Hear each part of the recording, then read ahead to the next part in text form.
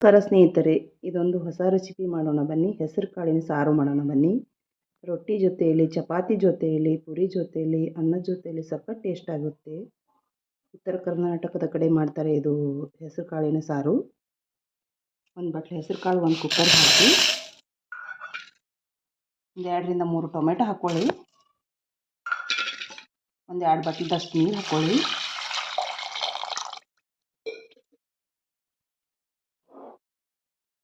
ಒಂದು ಚಿಟಿಕೆ ಉಪ್ಪು ಹಾಕಿ, ಬೇಗನೆ ಕುದೀತೆ ಇದು ಕಾಳು.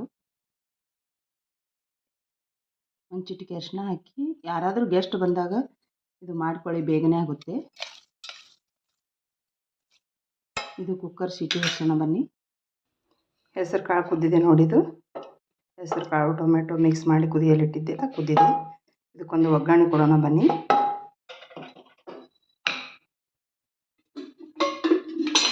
ಕಾಯಿ ಬಿಡಿ, 1 ಸ್ಪೂನ್ ಎಣ್ಣೆ ಹಾಕಿ,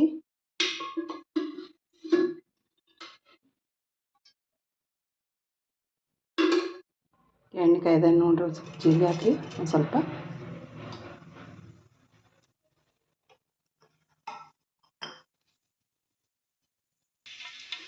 ಜಜ್ಜಿರೋ ಬೆಳ್ಳುಳ್ಳಿ, ಒಂದು 4 ಎಲೆ ಕರಿಬೇವಿನ ಎಲೆ ಹಾಕಿ,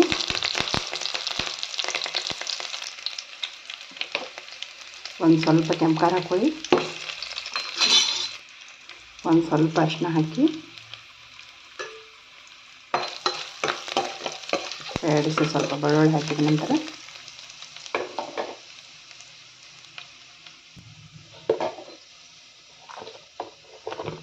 ಉತ್ತರ ಕರ್ನಾಟಕದ ಕಡೆ ಮಾಡುವಂಥ 1 ಸ್ಪೂನ್ ಮಸಾಲೆ ಖಾರ ಹಾಕಿ.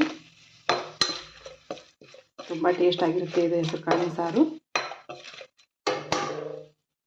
ಅನ್ನಕ್ಕೂ, ಚಪಾತಿಗೂ, ರೊಟ್ಟಿಗೂ, ಪುರಿಗೂ ಸಖತ್ ಟೇಸ್ಟ್ ಕೊಡುತ್ತೆ.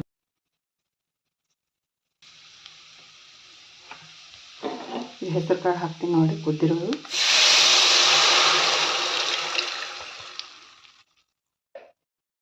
ರಾತ್ರಿ 10 ನಿಮಿಷ ಕುದಿಯಲು ಬಿಡಿ.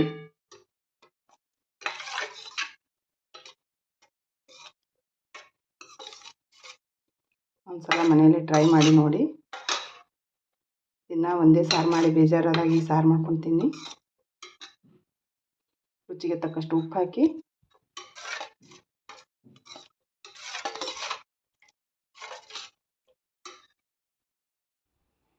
ಒಂದು ಸ್ವಲ್ಪ ಬೆಲ್ಲ ಹಾಕೊಳ್ಳಿ ರುಚಿಗೆ. ನಿಮಗೆ ಬೇಕಂದರೆ ಹಾಕ್ಕೊಳ್ಳಿ, ಬೇಡಂದರೆ ಬಿಡ್ರಿ. ಬೆಲ್ಲ ಟೇಸ್ಟ್ ಕೊಡುತ್ತೆ ಬೆಲ್ಲಕ್ಕೆ ಒಂಥರ. ಹೆಸರು ಕಾಳಿನ ಸಾರು ರೆಡಿಯಾಗಿದೆ ನೋಡಿ. ಒಂದ್ಸಲ ಮನೆಯಲ್ಲಿ ಟ್ರೈ ಮಾಡಿ ನೋಡಿ.